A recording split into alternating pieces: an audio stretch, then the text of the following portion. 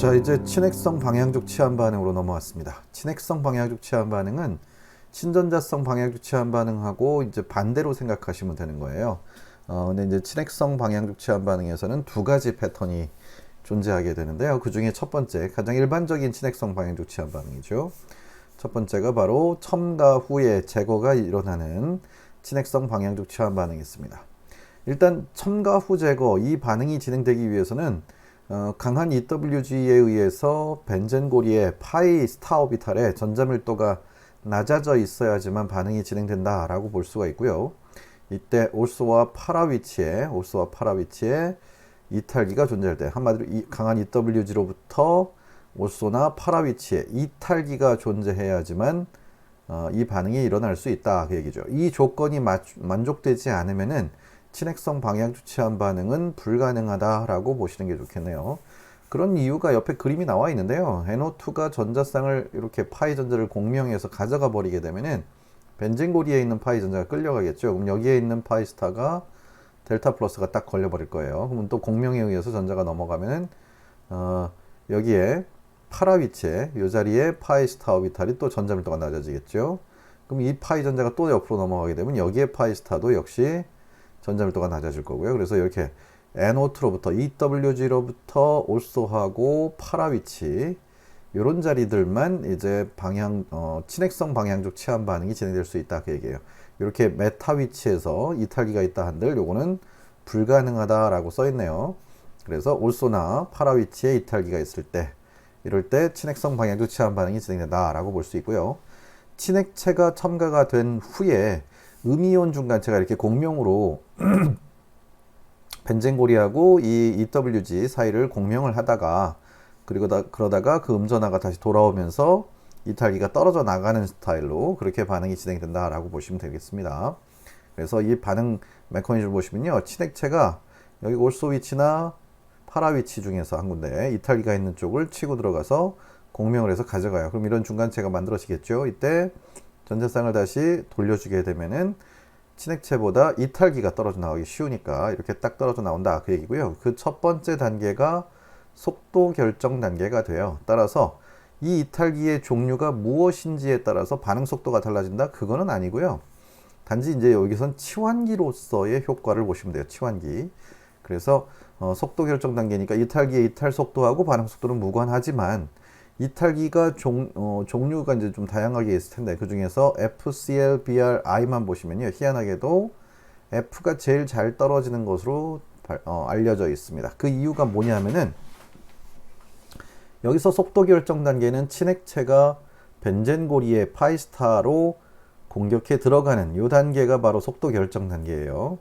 이때 옆에 그림이 그려져 있는데 파이 전자가 왼쪽하고 오른쪽으로 계속해서 운동을 하고 있을 때, 이거는 뭐 친전자성 방향적 치환 반응에서도 소개를 했었던 내용인데요.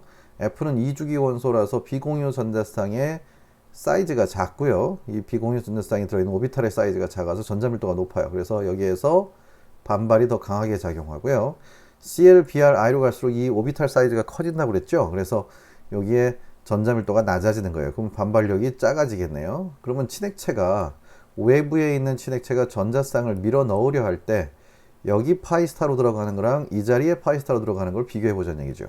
파이 전자가 또 역시도 마찬가지로 왔다 갔다 하고 있는데 여기는 반발이 세니까 이 방향으로 조금 더 많이 치우치는 반면에 얘는 반발이 적으니까 조금만 치우친다는 얘기예요. 그래서 이 자리로 치고 들어올 확률이 훨씬 더 높아진다. 그래서 특이하게도 FCl, BR, I로 갈수록 느려져요. F가 제일 빠르다.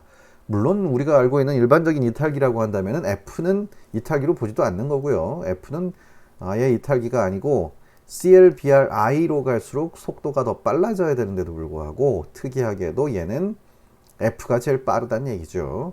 그러니까 이런 점들. 근데 이건 치환기 효과, 친전자성 방향적 치환 반응에서 치환기 효과 때 나왔었던 순서랑 똑같구나 하는 걸 알 수 있습니다. 다시 말해서 EWG지만 올소 파라배양인 할로젠이 붙어 있을 때 이때 F, Cl, Br, I 이 중에서 F가 제일 빠른 것으로 이렇게 알려져 있었죠. 이거랑 순서가 똑같네요. 왜? 그때도 역시 이번에는 친전자체가 이번에는 전자가 이렇게 쏠렸을 때 여기 파이스타에 가서 전자쌍을 뺏어가는 거잖아요. 그럼 이게 더 많이 치우쳐 있으니까 이쪽에서 빠르고 CL, BR, I로 갈수록 느려진다. 그러면 요거 치고 들어가는 전자쌍을 밀어 넣는 방향하고 전자쌍을 뺏어가는 방향이 다를 뿐이지 효과는 동등한 거다라고 보시면 되겠네요. 그래서 비슷비슷한 반응이니까 한 가지 이론으로 이렇게 다양하게 모든 반응에다가 똑같이 적용을 시킬 수 있겠구나 하는 거를 여기서 캐치하시는 게 좋겠죠.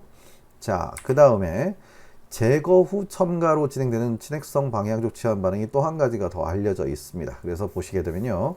이탈기가 결합한 벤젠에서 이탈기와 이웃 수소의 제거가 먼저 일어나고 그 다음에 친핵체가 첨가되는 반응이 바로 제거 후 첨가다. 그 얘기인데요. 이탈기하고 이웃 수소가 이 벤젠고리에서 제거되기 위해선 반드시 강염기가 필요합니다. 강염기 존재 시 이 강염기가 존재할 때만 이런 반응이 일어나는 거고 강염기가 없이 그냥은 잘 진행되지 않는 것으로 보시는 게 좋겠죠.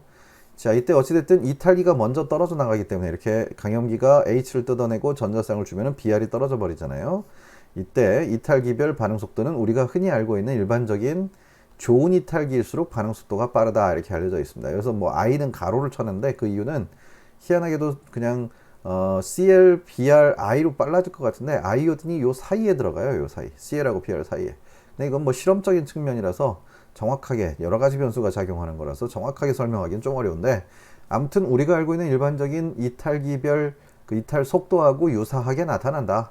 어쨌든 아이오딘도 BR 버금가는 정도로 반응 속도가 빠르긴 빨라요. 그래서 요것들이 좀 좋은 이탈기로 작용할 것이다 라고 보시면 되겠습니다. 그래서 벤자인이라고 하는 중간체를 경유해서 진행한다 그 얘기죠. 한마디로 이중결합이 여기에서 수소하고 BR이 떨어지면서 결합 하나가 더 생겼잖아요. 삼중결합처럼 보여요. 그래서 이거를 벤자인이라고 부르는데 실제로는 여기에 있는 양쪽 탄소가 sp2 혼성으로 그대로 육각형 고리를 이루고 있는 거예요. sp 혼성이 된 게 아니고 sp 혼성이면 이게 직선형으로 돼야 될 거 아니에요. 근데 sp2 혼성인데 이렇게 혼성 오비탈에 들어있는 전자랑 혼성 오비탈에 들어있는 전자가 이렇게 멀리서 유사 파이 결합을 하고 있다라는 거고요. 이때 나머지 다른 벤젠고리에 있던 원래 p 오비탈들은 이렇게 다 이 새로 생긴 유사 파이 결합하고 수직한 방향에 있습니다. 다시 말해서 이 유사 파이 결합은 시그마 전자들하고 동일한 평면에 놓여 있는 거예요. 이런 입체적인 배열을 잘 봐두시면은 다른 응용 반응에도 좀 적용을 시키실 수가 있을 거고요. 어찌됐든 그렇게 되면 이 전자가 이렇게 좀 우리가 알고 있는 일반적인 파이 결합보다 훨씬 더 먼 거리를 왔다 갔다 해야 되죠. 그러니까 전자밀도가 낮아요. 그래서 용액에 있는 NH2- 같은 것들이 다시 이쪽이나 반대쪽에 전자쌍을 밀어 넣으면서 확률은 뭐 거의 반반이라고 봐야 되겠죠. 그래서 이런 생성물, 이런 생성물이 각각 얻어지게 되는 것이다 라고 생각을 하시면 되겠습니다. 물론 이제 전자를 쫙 밀어 넣으면은 이렇게 해서 한쪽에는 음전하가 발생할 수 있겠죠. 이렇게 음전하가 발생할 수 있는데 용액에 NH3가 있으니까 여기 H 하나를 뜯어내서 다시 수소가 붙어버리는 거예요. 이런 자리에 수소가 이렇게 하나씩 다시 붙은 거예요. 한마디로 수소는 제거됐다 다시 붙어요. 이렇게. 그래서 이렇게 치환되는 것이 바로 친핵성 방향족 치환 반응 중 두 번째 제거 후 첨가로 진행되는 친핵성 방향족 치환 반응이다 그 얘기인데요. 이때 제거되는 원리를 이렇게 설명하겠죠. 앞쪽에서 제가 쓴 제거라는 걸 한번 소개해 드린 적이 있었는데 요 수소하고 요 비열이 안티배열이 나올 수가 없어요. 따라서 시그마 스타와 시그마 스타 사이의 상호작용으로 전자를 잡아당기게 되는 이런 효과가 나타난다라는 걸 보여주고 있습니다. 자, 그 다음에 여기서 하나 더 추가적으로 제가 여기에 이 필기에는 안 나와 있는데 이런 것들도 한 번쯤은 생각해 보실 필요 있어요. 여기에다가 만약에 이렇게 벤자인을 만들었는데 요 옆에 만약에 OCH3 같은 게 하나 붙어 있다. 여기에 벤자인이 만들어져 있고 그럼 여기에서는 친핵체가 만약에 NH3 같은 친핵체가 있다면 어디로 들어가게 될까? 여기로 갈까? 여기로 갈까? 이런 선택성을 보셔야 되는데요. 이 구조에서 한번 유추해 봅시다. 이 밑에 나와 있는 요 구조. 요 구조에서 여기에다가 만약에 OCH3를 붙여놨다라고 하면요.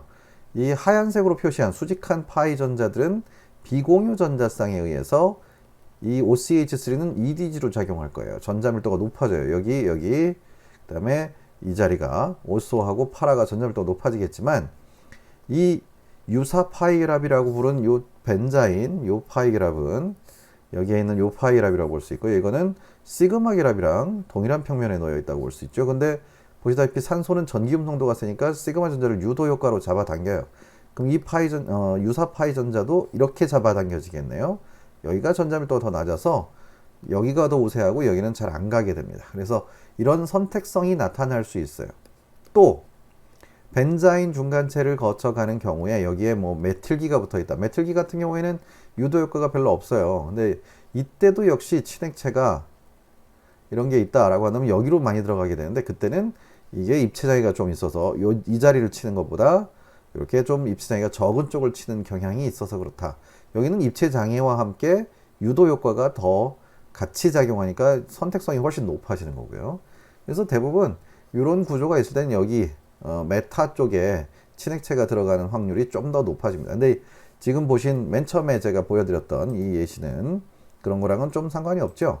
이 경우에는 메틸기가 이쪽에 좀 멀리 있으니까 이 자리 들어가나 이 자리 들어가나 입체장애가 별로 차이가 없어요. 여기에도 수소, 이 옆에도 수소가 있기 때문에 뭐 입체장애는 거의 안 걸리니까 여기 해서 거의 1대1 이렇게 생긴다라고 보시면 되겠네요. 이게 이제 제거 후 첨가로 진행되는 친핵성 방향족 치환 반응이었습니다. 이때 중간에 얻어지는 이 벤자인을 이용해서 사람들이 사실은 이 친핵성 방향족 치환 반응을 하기보다는 이 벤자인을 이용해서 디엘젤더 반응에 참 많이 활용을 하고 있습니다. 디엘젤더에서 요 친다이엔체로 작용하는 요 벤자인, 요게 친다이엔체는 일반적으로 전자밀도가 낮을수록 반응성이 좋다고 그랬죠. 그러니까 여기가 전자밀도가 낮아요, 되게. 아까도 얘기했듯이 유사 파이랍은 일반적인 파이랍보다 거리가 멀어서 전자밀도가 낮은 편이니까 유사 파이랍을 가지고 디엘젤더를 진행시켜서 이런 구조를 만들 때 많이 쓰고 있습니다. 그래서 이렇게 육각형 고리구조 두 개가 붙어있는 이런 화합물을 만들려고 할 때 이것도 응용해서 많이 쓰고 있으니까 잘 기억해 두시면 좋겠네요. 여기까지가 이제 친핵성 방향족 치환 반응이었고요.